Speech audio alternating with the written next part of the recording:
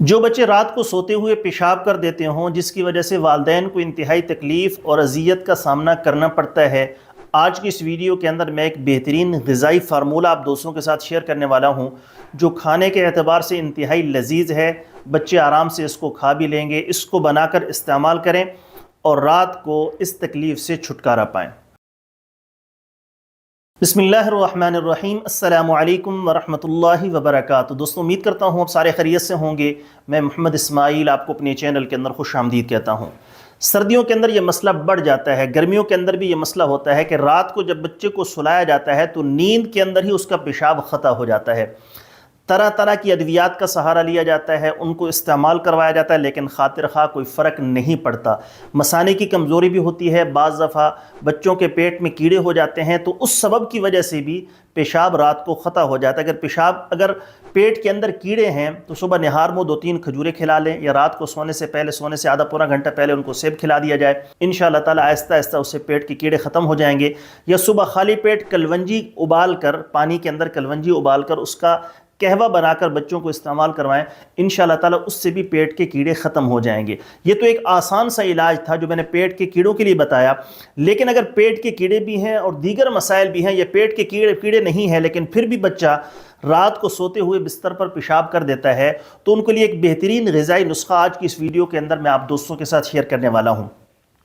اس کو بنا کر استعمال کرنے سے انشاءاللہ تعالیٰ ان کی مثانے کی کمزوری کا مسئلہ، یہ جو رات کو سوتے ہوئے نیند کے اندر ان کا پیشاب خطا ہو جاتا ہے، انشاءاللہ تعالیٰ یہ مسئلہ مکمل طور پر ٹھیک ہو جائے گا۔ تفصیل میں جانے سے پہلے آپ سے گزارش ہے ہمارے چینل کو سبسکرائب کر لیں اور ساتھ میں گھنٹی والے بٹن پر ضرور کلک کریں۔ یہ سامنے جو نمبر شو ہو رہے ہیں صرف میرے یہی 3 نمبرز ہیں، اس کے علاوہ میرا کوئی نمبر نہیں ہے۔ اگر آپ نے مجھ سے رابطہ کرنا ہو تو واٹس ایپ پر میسج کر دیں گے، مجھے جیسی وقت ملے گا میں انشاءاللہ جلد از جلد آپ کو رپلائی کرنے کی کوشش کروں گا۔ نسخے کے اجزاء کون سے ہیں، کون کون سی چیزیں آپ نے استعمال کرنی ہے، کیسے اس کو بنانا ہے، کیسے استعمال کرنا ہے، تفصیل کے ساتھ سن بھی لیجئے اور ساتھ میں لکھ بھی لیجئے۔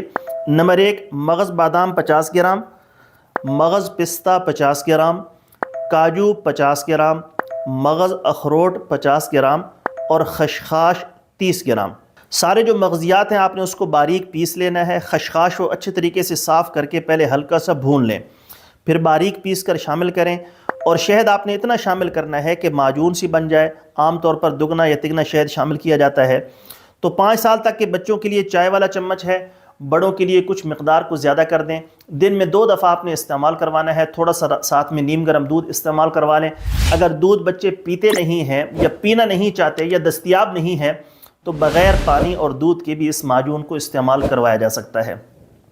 لگاتار 1 سے 1.5 مہینہ استعمال کریں، انشاءاللہ تعالی یہ مسئلہ ٹھیک ہو جائے گا۔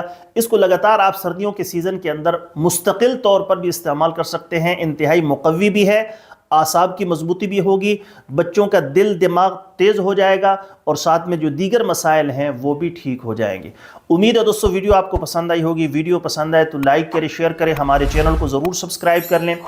اگر کوئی دوست خالص روغن بلسان، جنگلی شہد، زعفران، سلاجید، عصمت سرما یا کسی بھی قسم کی دیگر ادویات منگوانا چاہیں، معدے کا مسئلہ ہے، تیزابیت، السر کا مسئلہ ہے، دل کے امراض ہیں، یا زنانہ و مردانہ کسی بھی قسم کا آپ کو مسئلہ ہے، آپ نے مشورہ لینا ہو، نسخہ پوچھنا ہو یا دوا منگوانی ہو تو مجھے واٹس ایپ پر میسج کر دیں گے۔ میں انشاءاللہ جلد از جلد آپ کو رپلائی کرنے کی کوشش کروں گا۔ جلد ایک نئی ویڈیو کے ساتھ میں آپ کی خدمت میں حاضر ہوں گا۔